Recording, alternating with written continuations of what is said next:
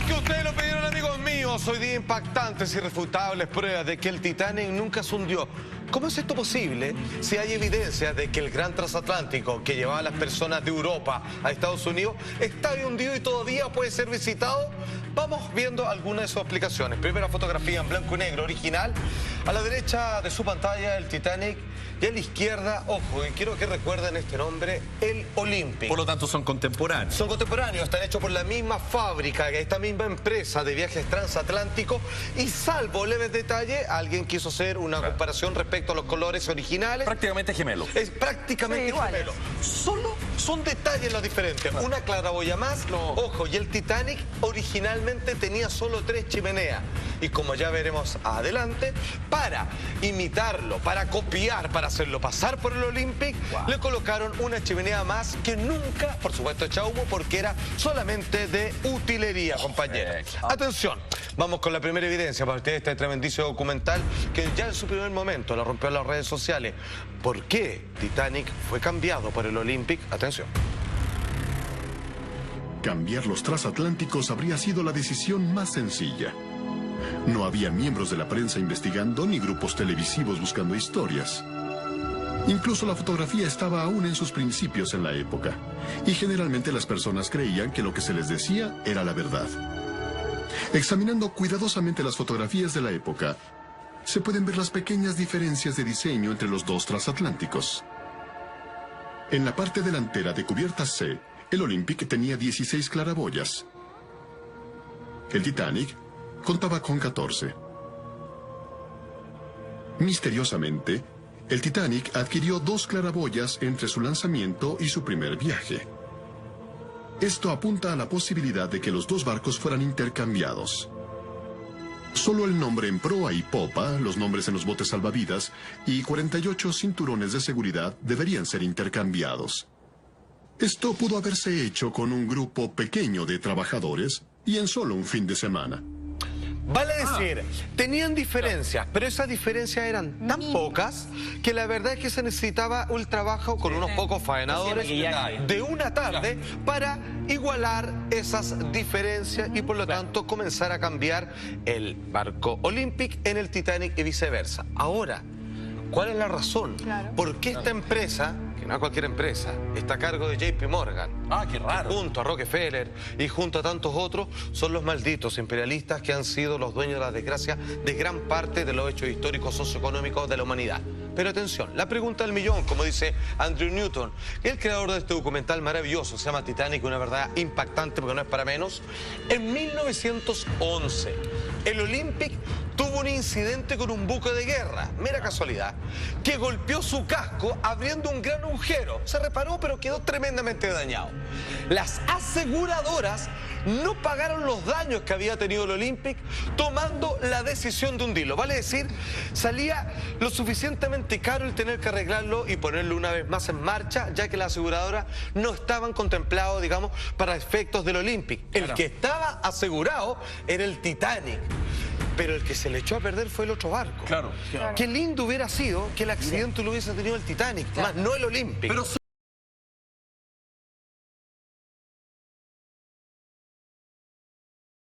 son iguales. Pero son iguales. Y alguien dijo, bueno, hagamos el cambio y para el futuro, cobremos el futuro de un barco por el otro y finalmente podemos ganar en ambos negocios absolutamente. La pasada. A ver, esto claramente no se puede, algo tan escandaloso. Nosotros, haciéndole pequeñas modificaciones, pasa inadvertido quienes trabajan como parte de la tripulación en ambas embarcaciones.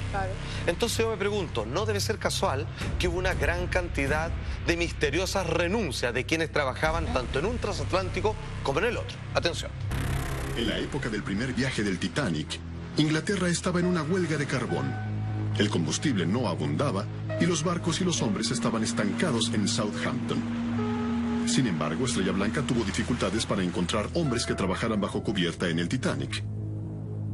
Después de trabajar desde Belfast hasta Southampton, todos los trabajadores a bordo del transatlántico, a excepción de 2 hombres, se negaron a anotarse el viaje de Southampton hacia el Atlántico, prefiriendo quedarse a esperar empleo en otro barco. Todos los hombres, en medio de una huelga de carbón, con tantos despidos, ¿qué sabían estos hombres? Poco antes de que zarpara el Titanic, el oficial en mando Wilde, quien perdería su vida 3 noches después, escribió una carta a su hermana en la que decía: «Todavía no me gusta este barco». Un comentario extraño de parte de alguien que acababa de poner pie a bordo hacía apenas un día. A menos claro que se diera cuenta de que estaba en su viejo barco, el Olympic. Amigos míos, comienzo del año 1900. Hay crisis económica, hay cesantía. Aquí viene algo más interesante aún. Para que se provoque un accidente a propósito, este choque con el iceberg tuvo que haber sido completamente premeditado. ¿Planificado? Planificado, amigos míos. El problema es que se calculó el nivel de riesgo y de muerte, más las cosas no salieron como lo pensaban, pero la ruta hacia el iceberg ya estaba trazada. Miren. Lo que estamos viendo es un mapa de la trayectoria, donde vemos la simulación de cómo el barco está claramente con una distancia holgada para haber mucho tiempo antes haber tomado la decisión de girar tanto a la izquierda como a la derecha, pero finalmente hicieron el cálculo justo y preciso, no por supuesto para chocar de frente, porque ahí no había posibilidad de salvar al barco con nadie arriba, sino que de pasarlo a llevar y crear, qué curioso, un tipo de agujero, un tipo de accidente similar al del Olympic, cuando chocó con un barco de guerra que le creó una hendidura en la parte de abajo y el lado al frente a la derecha, como se ve claramente en ese diagrama. Entonces, ¿qué es lo que tenemos que entender y recalcar? Que el choque definitivamente, ya que pudo ser evitado y nadie hizo nada al respecto, es que fue completamente a propósito. Esa noche, antes de las 11 p.m., los vigilantes Fred Fleet y Reginald Glee empezaron su guardia.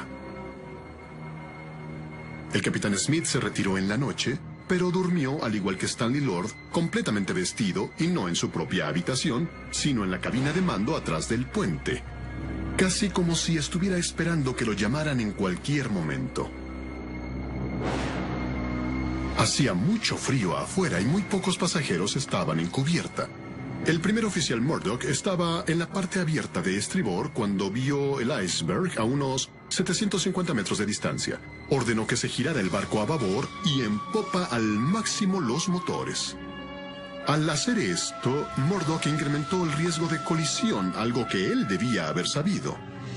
Tal vez Murdoch, escogido por el capitán Smith, decidió golpear al iceberg de todos modos. A ver, lo que hemos tratado de averiguar acá a partir de este excelso documental es que simplemente porque uno de estos barcos iguales entre sí, Olympic y Titanic, no tenía seguro y sufrió un accidente y costaba muy caro echarlo a andar en una época de crisis económica, finalmente deciden intercambiar los nombres de los barcos con pequeñas diferencias y ajustan precisamente esas diferencias. Entonces premeditan el accidente del Titanic, no para que muriera una gran cantidad de personas, pero lo suficiente para que el seguro se pusiera y pudieran compensar, digamos, ambos barcos. Atención, amigos míos, en el año 1985 y hasta la fecha se siguen haciendo, con todo el permiso de todo el mundo, expediciones para rescatar objetos del Titanic, que es obviamente una historia de culto y que de hecho le monumentaron una película que es la segunda película más taquillera en la historia del cine. Fíjense que lo que este documental que estamos viendo descubrió, solo se ven 2 letras de este barco. Ninguna de ellas existe en Titanic. Y sin embargo, cuando nos acercamos y vemos una M y una P de corrido, una al lado de la otra, yuxtapuesta, parece que en realidad ahí no dice Titanic, sino que cuando se empezó a caer la pintura y quedó el nombre original, esa M y esa P corresponden a un barco que nunca se llamó Titanic, pero sí originalmente Olympic. El nivel de coincidencia a mí me parece absolutamente brutal. ¿Cómo han seguido la investigación al respecto y qué pruebas tengo para decir que el Titanic es un barco que nunca llegó a las profundidades oceánicas? Por favor. El capitán Stanley Lord y el californiano dejaron el puerto de Londres apresuradamente con destino a Boston.